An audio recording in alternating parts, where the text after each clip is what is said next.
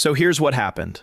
The Attorney General of the United States was asked a very simple question. Is it important for law enforcement leaders to be honest? She said yes. Then she was asked whether the President of the United States, who repeatedly refers to himself as the Chief Law Enforcement Officer, is honest. And suddenly, the answer wasn't so simple. It turned into deflection, titles, Commander-in-Chief, safety, gas prices, anything but the word yes. And then things escalated. Because the questioning moved from rhetoric to something far more uncomfortable. Documented statements, conspiracy claims about a murder case, and a Department of Justice report on domestic extremism that quietly disappeared. This wasn't just a tense exchange, it was a credibility test. And what you're about to see isn't just political sparring, it's a battle over whether facts inside the Justice Department still matter. Let's watch what happened, and then I'll break down what's really going on here.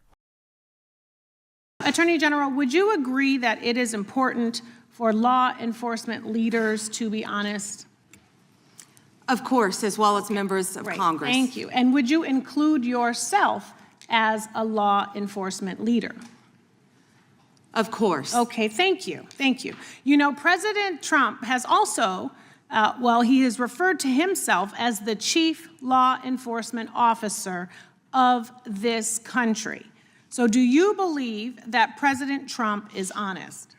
He is the Commander-in-Chief of the United States of America, and not only is he keeping this country safe, he is keeping this world safe. It's a simple question which you didn't answer. He is the Commander-in-Chief. Last June, Minnesota lawmaker Melissa Hortman, her husband Mark, and their dog were brutally murdered in their home.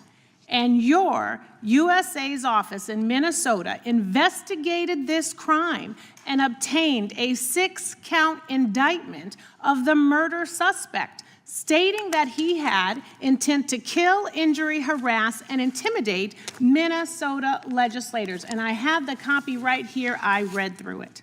Yet a few weeks ago, President Trump suggested publicly that Minnesota Governor Tim Walz was behind these murders, posting on his Truth Social account a video raising this conspiracy theory. And it wasn't true. And you know it wasn't true, or else you would not have brought an indictment against the subject. Do you know what else Trump has said? He has said he has cut gas prices by 1,400%. False. That he won the 2020 election. Actually, gas is down to $1.99 a gallon, thanks to President Trump. That he didn't know Epstein. Maybe $5 in California. It's my time, Mr. Chair. That he sent water to LA during the wildfires. False.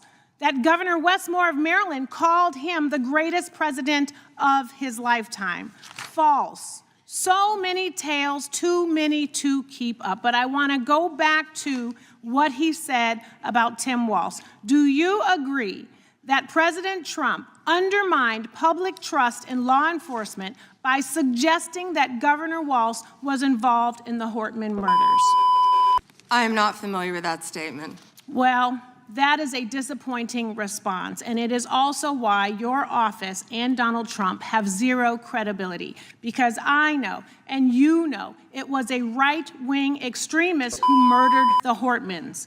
And you and the president are being dishonest with the American people. Last fall, after the horrific shooting of Charlie Kirk, President Trump was asked if there were extremists on both the left and the right. And his exact words were, "I'll tell you something that's going to get me in trouble, but I couldn't care less. The radicals on the right oftentimes are radical because they don't want to see crime. The radicals on the left are the problem, and they're vicious, and they're horrible, and they're politically savvy." Do you agree with this statement? You're taking too long, Madam Attorney General, but you know the answer because your own department has addressed the question. In 24, the DOJ's research arm issued a report on domestic terrorism stating that the number of far-right attacks continues to outpace all other types of terrorism and domestic violence extremists. The DOJ published the report, and after the president made those comments, the DOJ took the report down. And I sent you a letter asking you a simple question. Why did the Justice Department remove the data that shows right-wing extremists have killed more innocent people than left-wing extremists? Did you refer to immigration enforcement as domestic terrorism? You should answer my question. Yes. You're on my time, but you won't. And what I am asking you to do is put the report back, restore the data. Stop scrubbing important data from your website. Stop taking down reports that you know the American people need to know about. There are violent, dangerous people out here with real threats, and the dishonesty from your agency comes from the covering up of these threats that could hurt American people and put our lives at risk. Do better. And with that, I yield back, Mr. Chair. The lady yields back. The gentleman from North Carolina is recognized. May I have one moment? You may. Her district includes Culver City, and she's not talking about any crime in her districts. Nothing about helping crime in her district. She's not even worth getting into the details.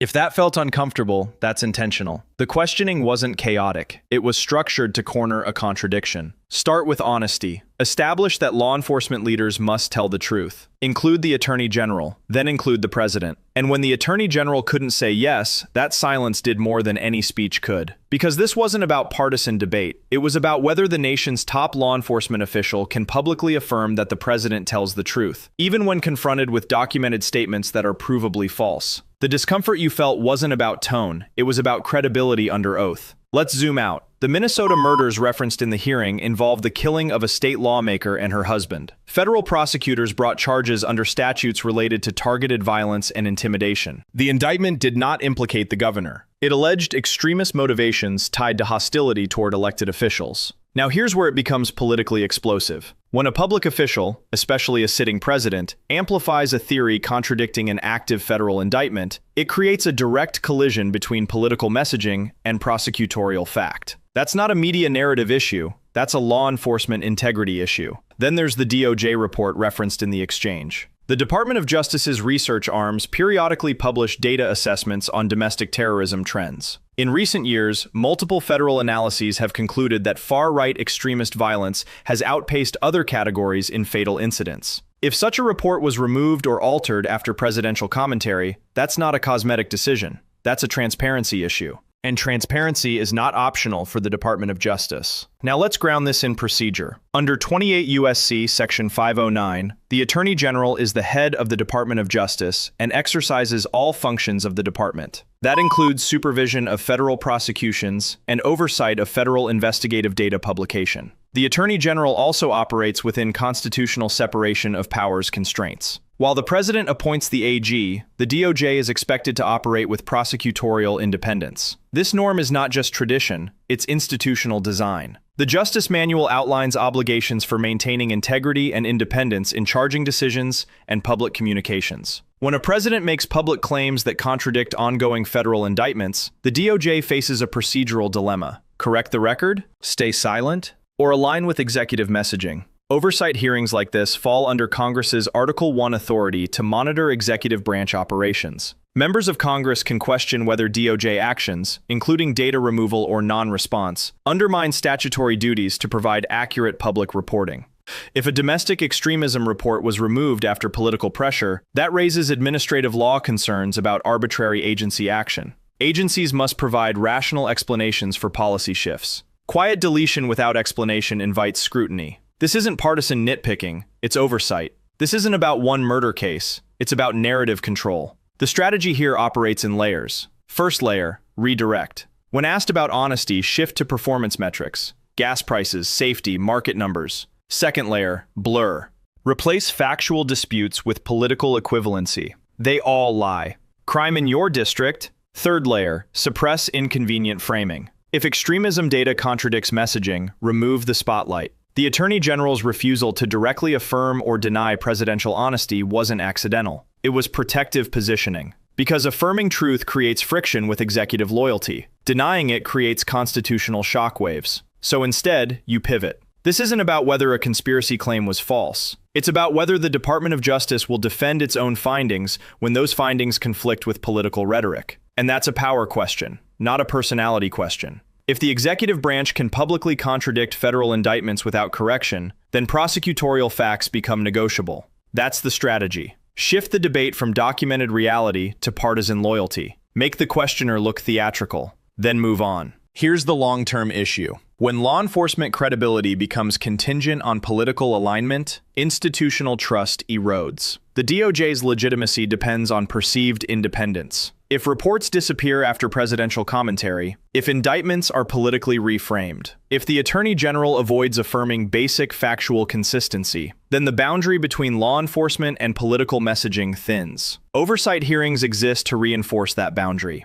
If those hearings become shouting matches without accountability, normalization follows. The danger isn't disagreement, it's precedent. Precedent that federal data can be quietly scrubbed. Precedent that conspiracy claims can circulate without institutional correction. Precedent that silence equals strategy. And once silence becomes strategy, transparency becomes optional. That's not hyperbole, that's institutional drift. Deleting a DOJ extremism report after political discomfort is like pulling a fire alarm out of the wall because you don't like the sound. The smoke doesn't disappear, you just stop hearing it. This wasn't about honesty. It was about whether facts inside the Department of Justice are stronger than politics outside it. And that question is still hanging in the air. If you found this breakdown helpful, make sure you like this video and drop your thoughts in the comments below. Don't forget to hit the bell icon so you never miss when I post new content. Share this with someone who needs to hear it and subscribe for more deep dives like this. Thanks so much for watching.